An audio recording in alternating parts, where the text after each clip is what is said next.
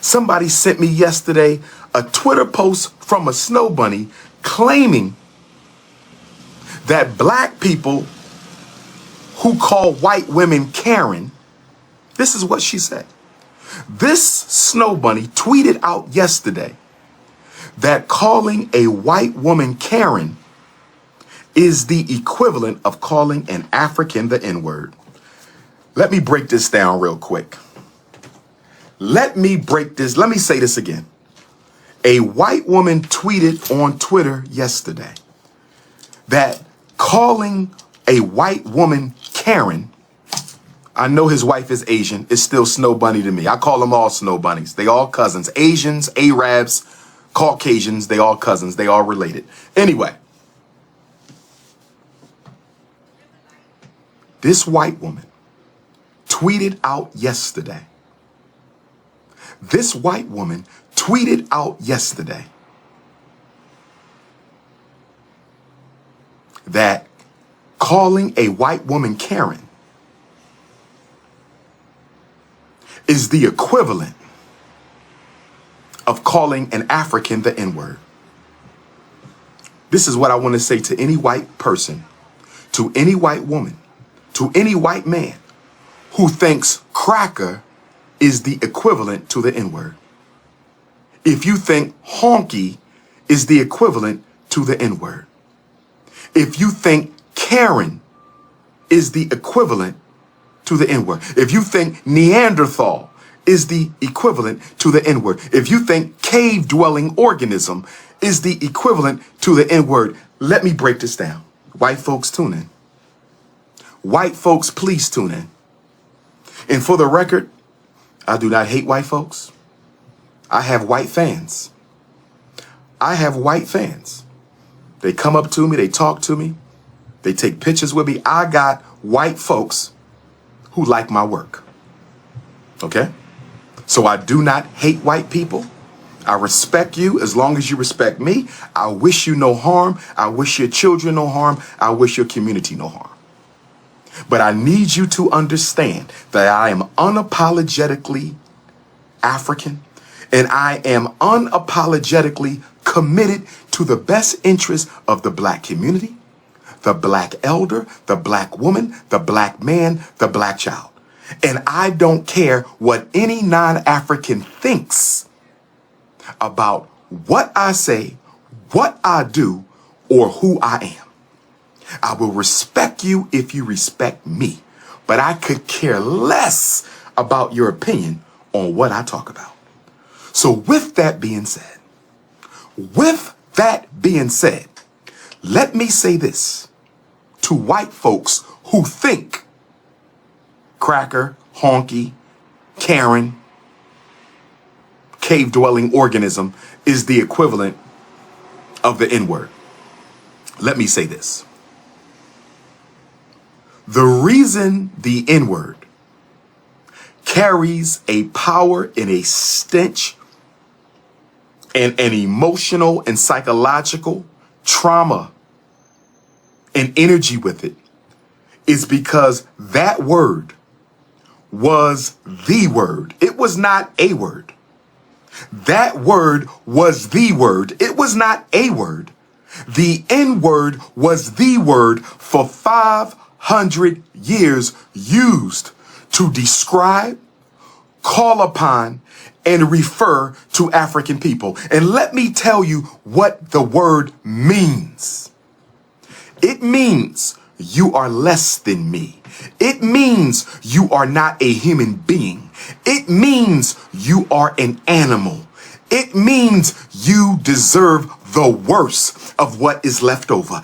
It means you are not equal. It means you are not deserving. It means I have a right to mistreat you any way that I want. I have a right to rape you. I have a right to sell you. I have a right to own you. I have a right to abuse you. I have a right to take your children. I have a right to take your land. I have a right to destroy your family. The N-word is a word that simply means that the African man, woman, and child are not human beings and are not worthy of any form of respect or decent treatment. And moreover, Europeans, the N-word was a word codified in your laws. It was a word codified in your laws. When you read the laws of the 13 colonies, when you read the contracts of the slave ships and the enslavers, the N-word was written in as an official term to refer to African property. When you call me a N-word, you are calling me a piece of property. When you call me the N-word, you are calling me something less than an animal. When you call me the N-word, you are decertifying my humanity.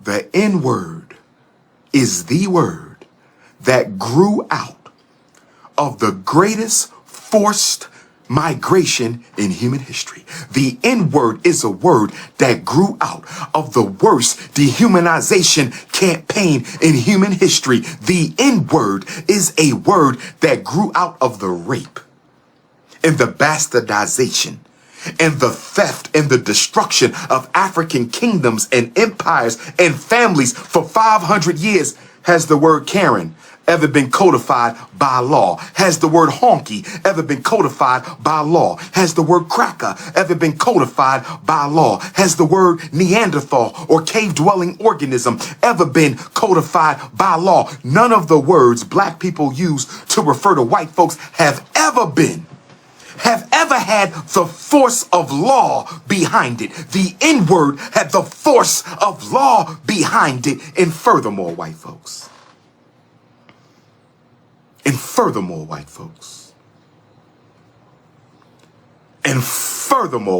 because this is Black August.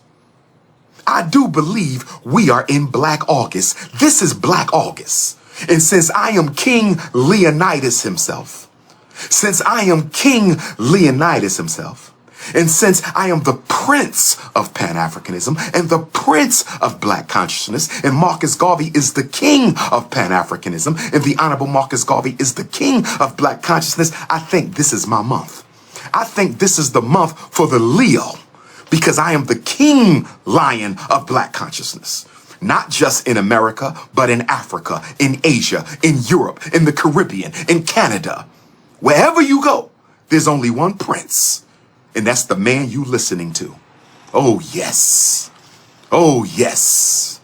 So, white folks, the reason what you say about and to African people matters, and the reason what we say to and about white folks do not matter. The reason what white folks say about and to African people matters, and the reason what African people say to and about white people do not matter. The reason what black people say to white folks don't matter, and the reason what white folks say to black people does matter, is because white people benefit from white racism. And you have a white privilege, and you have a white advantage, which breeds your white arrogance. I want to say it again. I want you to understand, overstand, and understand. I want you to understand, overstand, and understand.